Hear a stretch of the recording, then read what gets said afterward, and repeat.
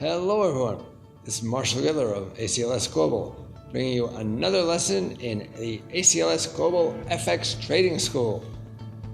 In the last video, I talked about pips and lots. Now, I'd like to discuss the various kinds of orders that you can submit to a broker. When you place an order with a broker, there are two basic ways to place it. In order to trade at whatever the market price is right now, or in order to trade at some predetermined level in the future if the market price happens to get there. First one, in order to trade at whatever the market price is right now, is called a live trade or an at-the-market order. The latter, in order to trade at some predetermined level in the future, is called a stop-loss or take-profit order or a limit order, depending on what the purpose is. An at-the-market order is fulfilled immediately at whatever the price the market maker is posting at that time. On the other hand, an order placed at a specific rate should be filled whenever the market hits that level. A stop-loss or a take-profit order is an instruction for the broker to close out an existing position when the currency rate reaches a certain level, either to limit one's loss in the former instance or to take profits in the latter.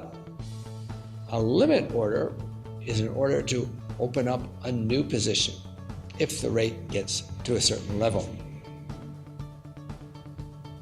To stop out of a trade means to close out the trade at a loss at a predetermined level. That level is called the stop.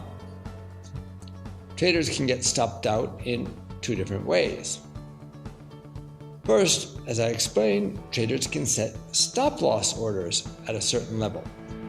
For example, they might decide that they only want to risk a certain part of their capital and will close out the position if that loss is hit. Or they may decide that if a currency pair goes through a certain level, then the trend has changed and their reason for being in the trade is no longer valid. In either case, when the market hits that level, the brokerage firm will automatically close out their position. This saves traders from even greater losses if the market continues to move in that direction.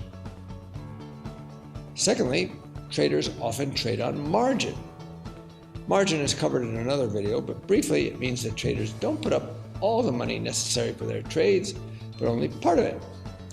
If the market moves against them, the brokerage firm may issue a margin call, asking them to put up more money into their accounts to cover the possible losses. If they decide not to, or if they don't have any more money to put up, then the brokerage firm may close out their position on their behalf.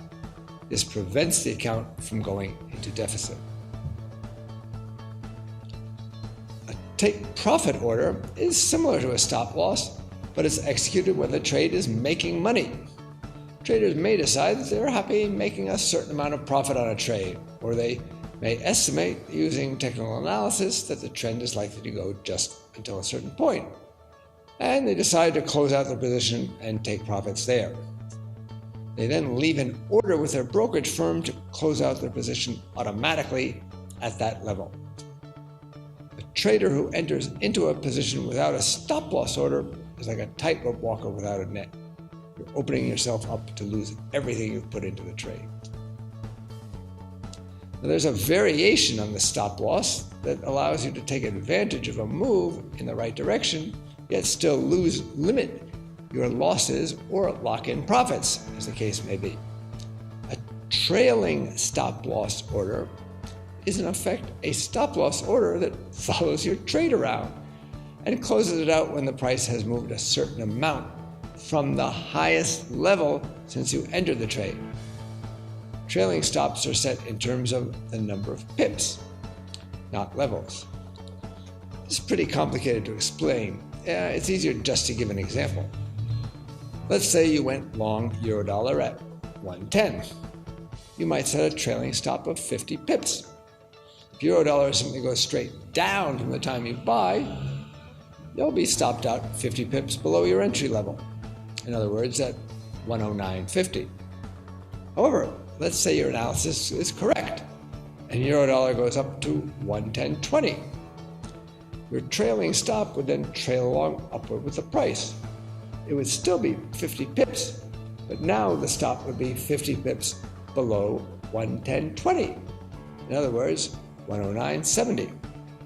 Of course, you can set a stop in the opposite direction, 50 pips above the entry point, if you go short a pair. The benefit of this kind of stop is that it allows you to ride the trend in one direction and then close out the position automatically when the trend reverses. Not every trading platform offers trailing stops.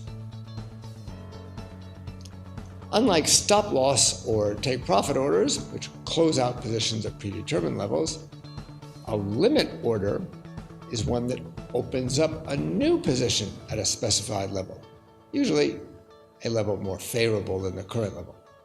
For example, let's take Eurodollar trading at 110.